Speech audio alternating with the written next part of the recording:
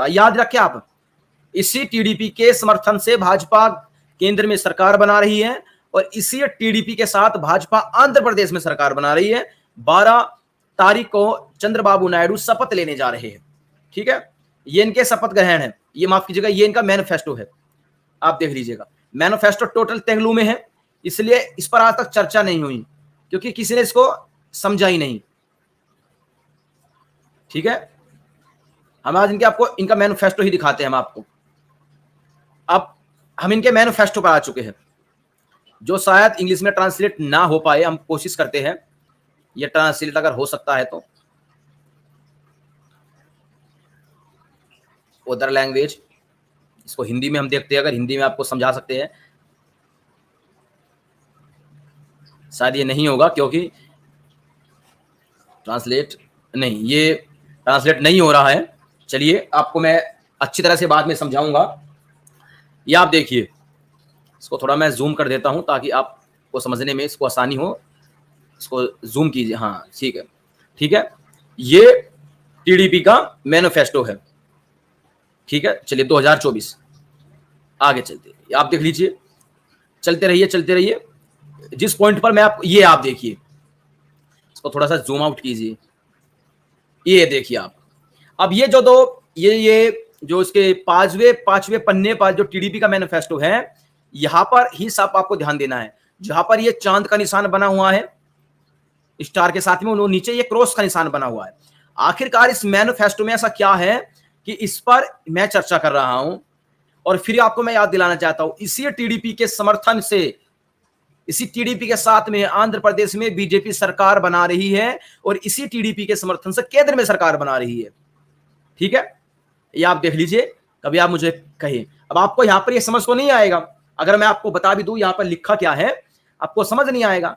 जिसके लिए मैंने इसको मैंने अनुवाद किया हुआ है, वो अनुवाद मैं आपको अभी दिखाता हूं। उस अनुवाद के लिए आपको यहां पे रुकना पड़ेगा। चलिए, ये मैंने गूगल लेंस से मैंने इसको तेलुगु से हिंदी में इसको मैंने कन्वर्ट किया है ताकि आपको समझने में परेशानी का एक पल भी क्षण आपको समझने में इसकी परेशानी सामना ना करना पड़े। यहां पर टीडीपी ने मुसलमानों के लिए, जो कि फिर बता रहा हूं, भाजपा के समर्थन से और भाजपा इनके समर्थन से आंध्र प्रदेश में सरकार बना रही है। 12 तारीख को चंद्रबाबू नायडू शपथ ग्रहण लेने जा रहे हैं, शपथ लेने जा रहे हैं और इन्हीं चंद्रबाबू नायडू के समर्थन से भाजपा केंद्र में सरकार बना रही है। अब ये अपने राज्य के लिए अपना क्या मैनिफेस्टो जारी करते हैं, और मैनिफेस्टो से ही किसी भी पार्टी की सोच का पता चलता है, उसकी सोच क्या है। कहते हैं कि राज्य के लिए मैनिफेस्टो जारी किया ना 2024 के लिए, आंध्र प्रदेश के लिए। मुस्लिम अल्पसंख्यकों को 50 वर्ष की आयु में पेंशन, अल्पसंख्यकों के लिए प्रमुख शहरों में ईदगाहों और कब्रिस्तानों के लिए स्थानों का आवंटित करना, विजयवाड़ा पास में हज हाउस का निर्माण, नूर बासा निगम की स्थापना और हर साल 100 करोड़ का आवंटन, अल्पसंख्यक वित्त निगम के माध्यम से 5 लाख रुपए तक ब्याज मुक्त ऋण, इमाम व मोजानों को 10,000 रुपए और 5,000 रुपए का प्रतिमाह वेतन, सरकारी काजी के रूप में योग्य इमाम की नियुक्ति और मस्जिदों के रखरखाव के लिए हर महीने 5,000 रुपए की वित्तीय सहायता, हज यात्रा पर जाने वाले प्रत्येक मुस्लिम को 1 लाख रुपए। ये टीडीपी के मैनिफेस्टो में जो आंध्र प्रदेश में जो मैनिफेस्टो लेकर आई है, जिनके समर्थन से भाजपा 3 सीट जीती है और भाजपा उन्हीं के समर्थन से वहां पर सरकार बना रही है। ये चंद्रबाबू नायडू का मुसलमानों के लिए, उनके लिए ये उनका मैनिफेस्टो में है। अब मुझे बताइए, अगर भाजपा वहां से टीडीपी के समर्थन के साथ में टीडीपी ने उनको 3 सीट दी है और भाजपा से जीत का, इसका मतलब यह है कि भाजपा के जो कैंडिडेट है और भाजपा है जो शीर्ष नेता है, वे टीडीपी के इस मैनिफेस्टो से एकदम सहमत है, उन्हें कोई आपत्ति है ही नहीं। इसका मतलब यह है कि जो ये मैनिफेस्टो है, ये भी भाजपा इस मैनिफेस्टो से एग्री करती है, यानी भाजपा भी इस मैनिफेस्टो से एग्री करती है और उसी टीडीपी के समर्थन से भाजपा केंद्र में सरकार बना रही है। अब मुझको आप बताइएगा, जो टीडीपी राज्य में इस प्रकार का मैनिफेस्टो लेकर आई है कि ईदगाह और मस्जिदों के लिए जमीन, कब्रिस्तानों के लिए जमीन आवंटित की जाएगी, भाजपा उसको राज्य में समर्थन करती है और वो केंद्र में आ चुका है। आप मानिए का चलेगा कि सरकार कौन चलाएगा।